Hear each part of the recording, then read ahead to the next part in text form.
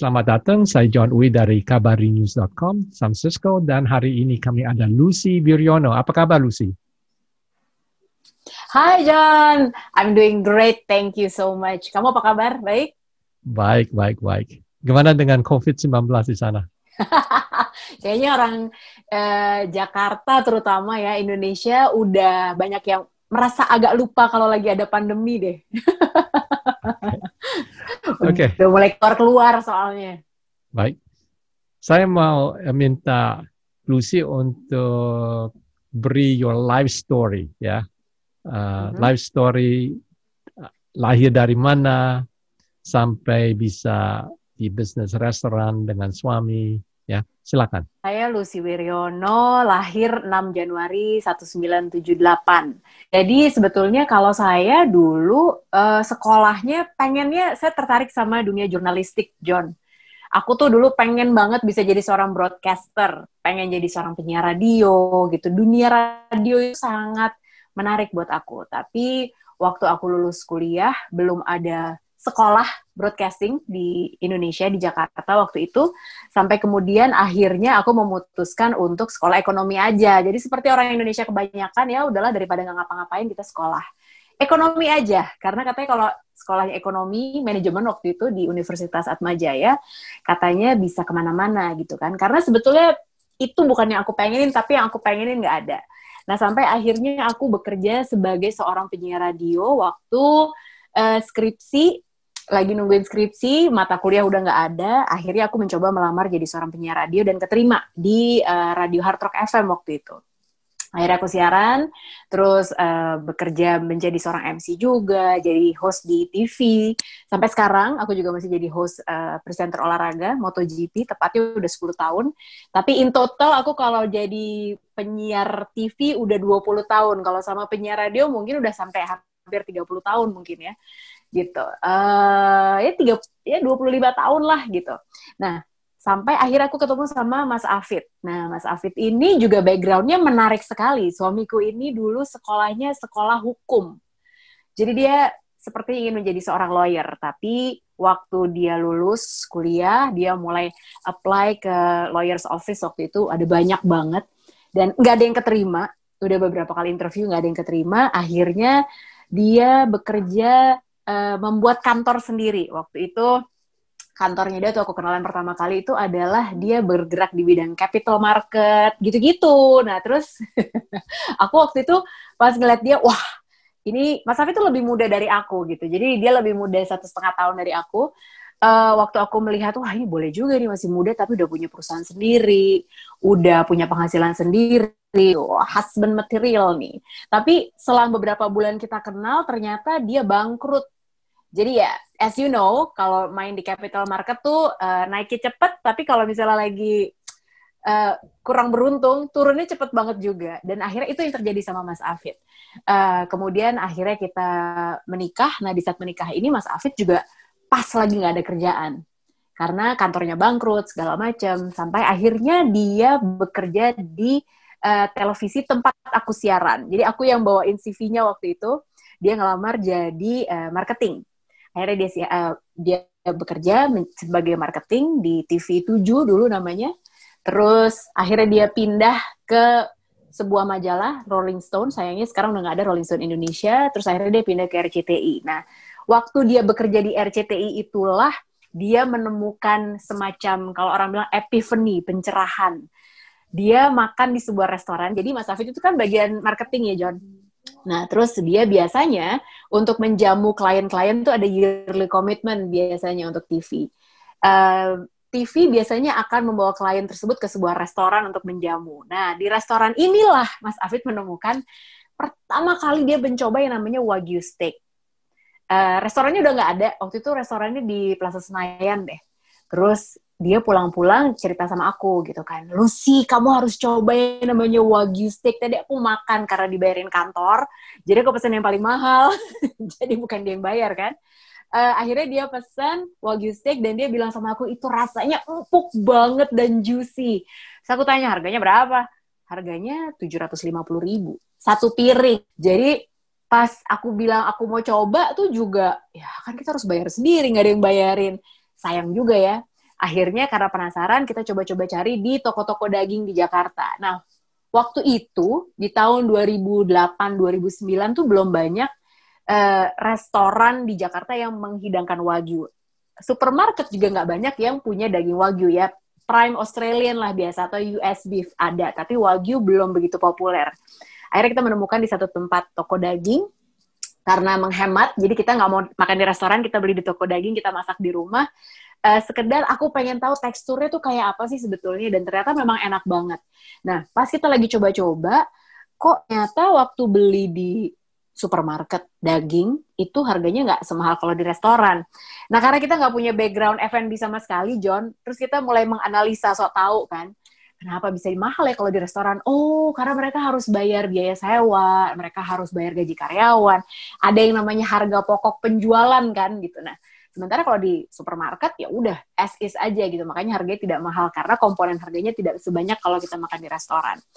Nah, di situ Mas Afid punya ide untuk gimana kalau misalnya kita jualan aja Wagyu steak tapi dengan harga yang affordable gitu. Jadi kita konsep awalnya memang bukan mau bikin steakhouse dengan harga murah, karena steakhouse yang jual steak dengan harga murah udah ada waktu itu. Tapi untuk menjual Wagyu dengan harga yang affordable, waktu itu belum ada.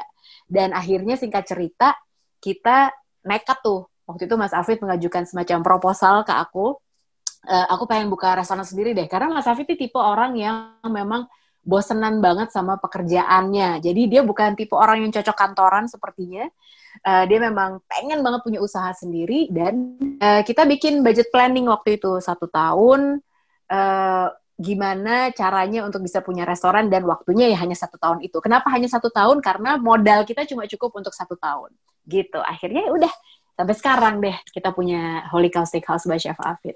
Wow, ceritanya hebat. Jadi boleh cerita sekarang ada di mana sebagai restoran? Nah, ini nih kalau aku boleh cerita, itu adalah foto waktu tahun 2010, itu pertama kali banget Mas Afid buka Holy Cow. Jadi dulu John, karena kita kan emang nggak bisa, resepnya Holy Cow itu yang bikin adalah Mas Afid. Terus dia memang tidak punya background pendidikan kuliner sama sekali.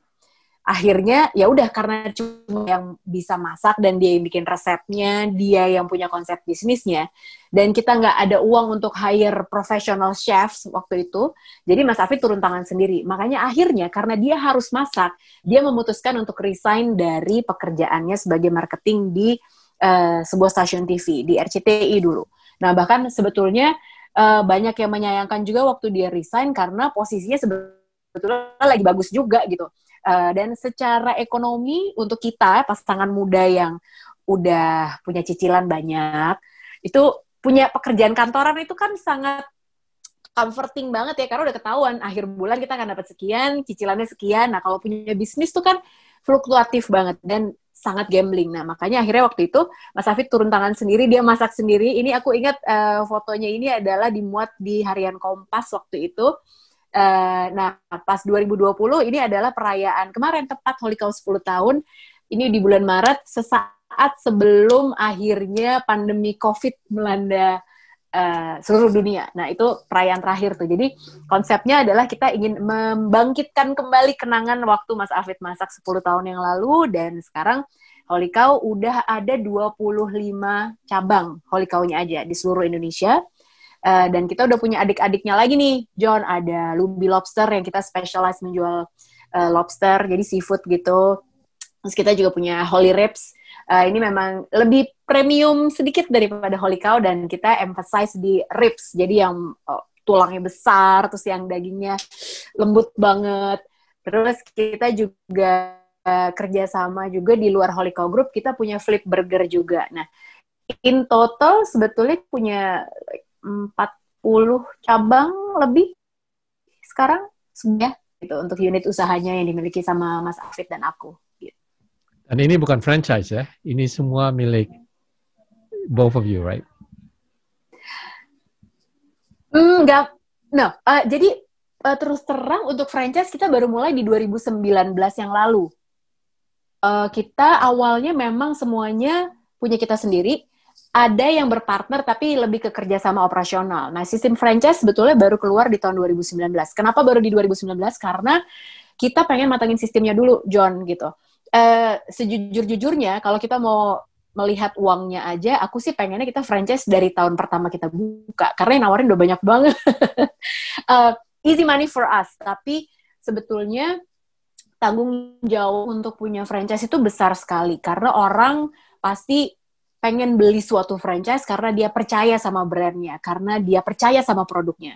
Nah, sementara kita merasa sistem kita tuh belum cukup matang untuk bisa menjual franchise. Makanya kita tuh waktu 9 tahun untuk bisa mematangkan sini, sampai akhirnya kita benar-benar berani untuk membuka franchise di tahun 2019 kemarin. Nah, sekarang baru memang kita membuka. Agak lama sih, tapi sebetulnya memang untuk membangun sistem itu kan, pasti John juga tahu banget, nggak bisa cepet-cepet, butuh waktu yang lama dan butuh proses untuk bisa mematangkan sebuah sistem, dan kita maunya itu harus win-win lah gitu, karena sebagus apapun sistem itu dirancang, tentunya yang namanya bisnis selalu ada resikonya. Nah, makanya untuk meminimalkan resiko itu sistemnya harus betul gitu. Franchising-nya, nah itu sebetulnya tergantung sama lokasi juga sih, karena kita tidak mematok ada paket A, B, atau C gitu dengan nilai investasi sekian, karena apalagi sekarang di era pandemi ini semuanya jadi berubah banget sih, John, gitu. Kita belum ada hitungan baru untuk 2020 ini karena semuanya masih menjalani apa yang direncanakan di tahun 2019 yang belum terlaksana di kuartal pertama 2020 gitu. Jadi ini masih akan ada revisi karena pandemi COVID ini sebetulnya memang akhirnya mengubah model bisnis kita banget sih. Gitu. Kayaknya investasi untuk lokasi nggak akan seperti dulu gitu. Jadi berubahnya apa sebenarnya? Berubahnya karena gini, kita tahu bahwa di pandemi COVID ini restoran itu jadi harus mengurangi kapasitas. Nah, sementara Holy Cow ini hitungannya adalah gini, konsep bisnis Holy Cow, aku harus cerita dulu sama John, bahwa kita menjual Wagyu dengan harga yang affordable. Artinya, sebetulnya margin untuk setiap piring steak yang kita jual, itu marginnya sangat kecil. Akhirnya kita main di volume supaya memang akhirnya omsetnya besar. Tapi masalahnya adalah sekarang dengan adanya pandemi COVID ini kita harus membatasi orang yang makan di restoran. Artinya apa? Artinya volumenya kan terbatas banget. Nah, jadi sekarang kita masih mikir juga nih, oke, next-nya apa nih? Dan gimana caranya supaya kita bisa tetap mendapatkan volume yang besar, karena marginnya tetap kita pertahankan, tetap kecil gitu. Kadang ada satu steak itu yang paling marginnya cuma 10.000 satu piring. Jadi gini, kalau biasanya F&B itu, food costing tidak boleh lebih dari 30% biasanya. Dan marginnya 70%, karena kan komponen harga yang dibayarkan kan banyak banget tuh, nanti 70% itu nanti bisa buat bayar macam-macam tuh, bisa buat bayar sewa lah, bisa buat bayar gaji, bayar listrik, segala macam. Nah, sementara kalau Holy Cow, karena kualitas yang disajikan kepada konsumen itu adalah high quality beef, itu justru kita balik. Kita food costingnya tuh justru bisa 70% bahkan lebih, sementara marginnya sangat amat kecil. Gitu. Makanya volume pengunjung yang dibatasi untuk makan di restoran itu sangat berpengaruh sekali, apalagi pas kemarin di Jakarta PSBB itu kurang lebih 3 bulan ya. Jadi itu benar-benar memukul pendapatan banget karena omsetnya turun sampai ada yang 80 sampai 90% bahkan. Apa itu PSBB, apa itu? PSBB itu actually it's kind of semi lockdown gitu. Jadi pembatasan sosial berskala besar. Jadi orang-orang waktu itu di Jakarta tidak boleh dine-in, restoran tidak boleh menerima dine-in, beberapa tempat memang harus tutup. Nah, sementara untuk Holy Cow yang memang habitnya customer itu memang datang ke restoran untuk dine-in, itu kita kehilangan penghasilan banget. Orang nggak boleh dine-in, kita mau dapat penghasilan dari mana? Gitu. Jadi 3 bulan pertama waktu COVID melanda dari bulan Maret ya, dari pertengahan Maret itu kita survival mode banget. Kita cari cara gimana caranya supaya bisa bertahan dan mendapatkan tetap mendapat penghasilan. Makanya kita akhirnya bikin bisnis model yang baru. Kita pivoting the business. Kita jual Holy Cow ready to cook. Kita jual steak yang siap dimasak di marketplace. Nah, itu lumayan membantu banget sih. Alhamdulillah lumayan membantu banget. Tapi saya ingin tahu ya, waktu Mas Afid mulai, itu kan mesti belajar masak. Nah, belajarnya dari mana itu? Ini John kayak kenal ya sama orangnya.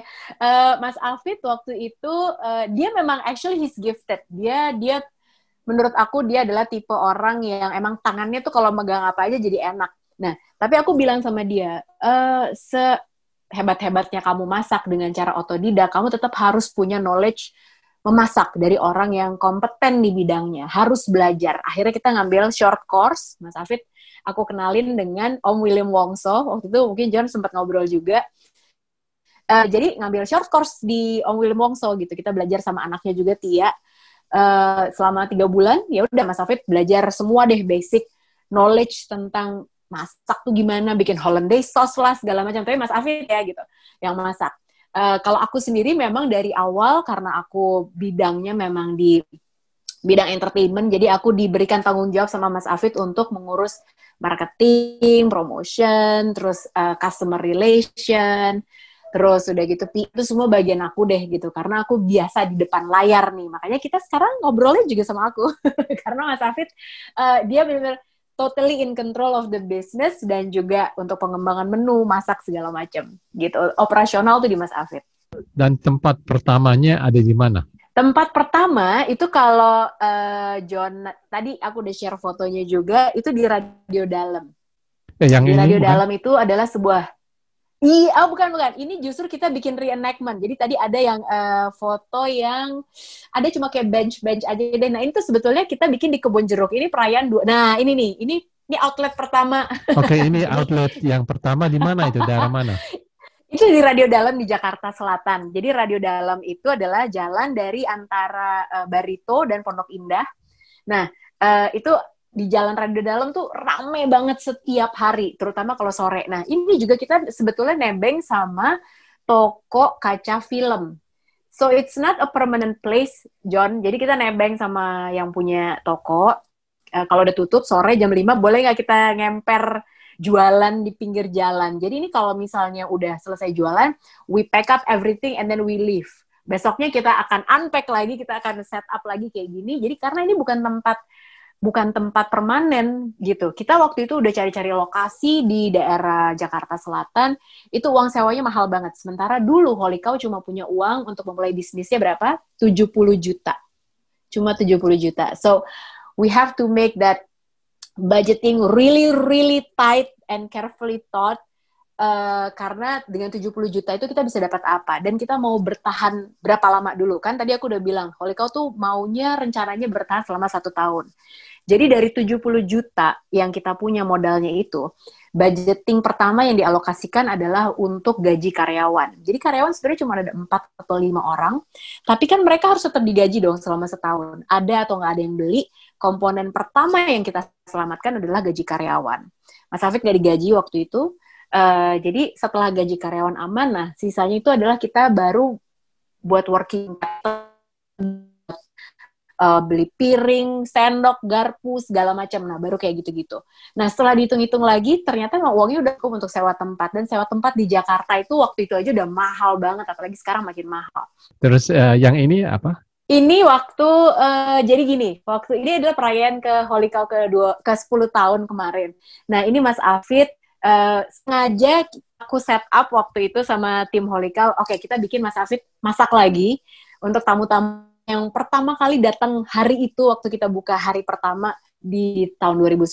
Dan ini krunya adalah kru yang melayani pertama kali banget nih Holy Cow buka, ini krunya ya mereka juga. Jadi mereka masih bertahan bekerja di Holy Cow loh udah 10 tahun gitu. Ini adalah orang-orang pertama yang bekerja di Holy Cow dan mereka masih bertahan sampai sekarang. Dan amazingly di antara mereka itu udah ada yang duduk di kursi level manajemen juga.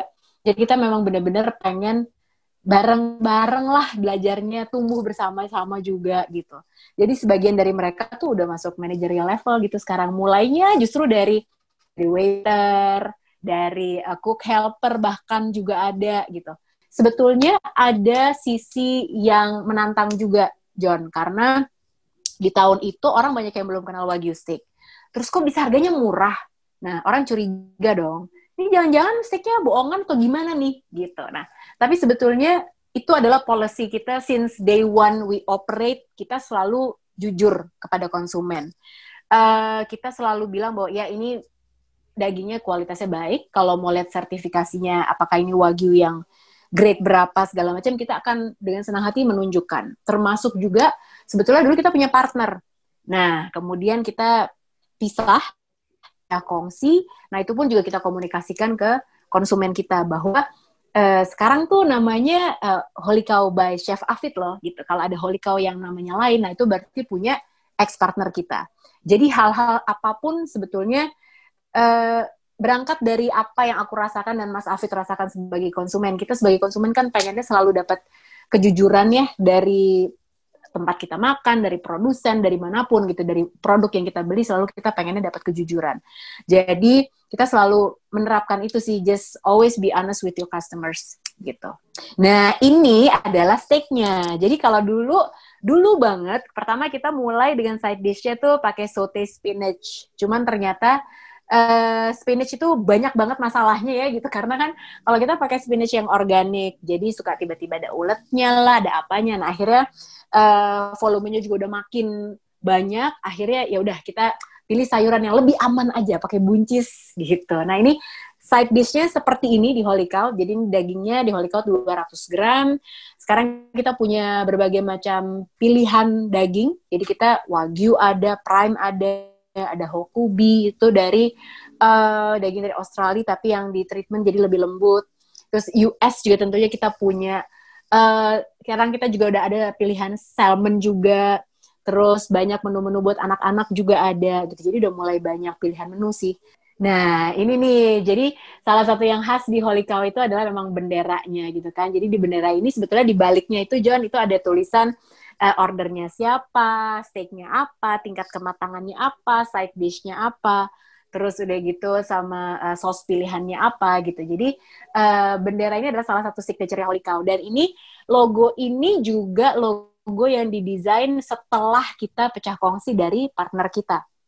Nah, jadi you know what, di balik logo ini tuh ada banyak banget cerita sebetulnya dan banyak filosofi. Jadi desainer logonya ini adalah namanya Glenn Marsalim.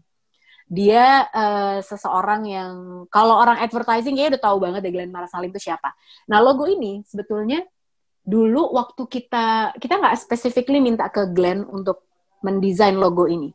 Jadi waktu kita pecah kongsi, salah satu cara untuk bisa memberi informasi ke konsumen bahwa sekarang ada 2 versi Holy Cow nih. Ada yang punya ex-partner kita, ada yang punya aku dan Mas Afid. Nah, caranya adalah tentu kita harus melakukan diferensiasi, yaitu mengganti logo. Tapi caranya gimana? Karena lagi-lagi budget terbatas. Akhirnya waktu itu kita bikin kompetisi logo. Kita mengundang 4 orang desainer. Ada Pinot yang sekarang juga tinggal di New York, ada Glenn Marsalim, ada Yodi, ada Andira. Nah, keempat orang ini, mereka masing-masing membuat desain logo Holy Cow menurut versi mereka. Kemudian akhirnya seperti kampanye Presiden Amerika, mereka melakukan kampanye juga. Jadi kita memberikan kesempatan untuk carnivores kita menyebutnya carnivores, konsumen kita. Mereka melakukan voting. Jadi kita bikin kayak ballot gitu. Oke, ini ada 4 desain, kalian mau yang mana, dipilih sebanyak-banyaknya. Dan ternyata logo yang banyak dipilih adalah logo yang kita pakai sekarang, yang dibuat oleh Glenn Marsalim. Dan itu adalah salah satu campaign tersukses Holy Cow by Chef Afid saat ini, karena orang merasa memiliki mungkin. Karena aku sama Mas Afid tidak memilih sama sekali, nggak boleh. Benar-benar itu adalah hasil keputusan dari konsumennya Holy Cow yang memilih logo itu. Gitu. Jadi Holy Cow itu nggak hanya milik Mas Afid dan aku sih gitu, tapi itu miliknya banyak orang sebetulnya. Itu yang pengen kita bawa sampai sekarang dan seterusnya. I'm just curious, apakah ada tips dari Pak William Wongso waktu mulai bisnis itu, yang mungkin it is really rewarding for you guys? Ada sih. Jadi kalau Om William Wongso itu selalu bilang, satu, always be honest with your customers. Dan yang selalu kita terapkan sampai sekarang adalah dalam melakukan apapun, mau mengeluarkan menu baru, mau naikin harga, atau mau bikin promo, selalu kacamatanya dilihat dari kacamata konsumen. Karena kadang-kadang orang kalau udah menjadi seorang pengusaha, itu ngelihatnya hanya dari point of view si pengusaha aja. Profit. Itu aja. Sementara konsumennya, dia lupa konsumen tuh butuhnya apa sih. Padahal kan kita semua kan konsumen, ya kan? Nah, kita tuh pengen diperlakukan seperti apa. Nah, jadi itu yang dilakukan sama Mas Afid dan aku dalam menjalankan bisnis Holy Cow ini selama 10 tahun. Semua itu keputusan selalu dilihat dari kacamatanya konsumen. Oke, kalau kita jual dengan harga segini, kita sebagai konsumen, kita mau beli nggak sih? Kalau kita dengan porsi sekian, kita kasih ke konsumen, kita seneng nggak sih? Happy nggak? Atau porsi dikurangin, kita sebel nggak? Nah, kalau kita nggak mau nerima, ya kita jangan kasih ke konsumen gitu. Jadi, selalu berusaha untuk melihat dari kacamata konsumen. Kalau udah kayak gitu, kita sayang sama konsumen, ya percaya deh, konsumen juga pasti akan sayang sama kita, dan bisnisnya pasti akan berlangsung lama, bertahan lama. Perjalanan ya, untuk jadi sukses ya. Apa yang Lucy belajar yang penting dalam perjalanan ini? Yang aku banyak belajar, mungkin ternyata jadi pengusaha itu sama sekali bukan soal keren-kerenan, sama sekali bukan soal dilihat jadi seseorang yang wah inspirational banget, karena it's about commitment. Jadi kalau pengusaha, pastikan bahwa kita punya komitmen yang sangat besar untuk menjalaninya. Karena apa? Makin lama makin susah, masalahnya juga nggak akan pernah selesai. Dan kita emang benar-benar harus punya tingkat resilience yang tinggi sekali, gitu. Karena semakin besar perusahaan, semakin besar usaha, itu stakeholders-nya makin banyak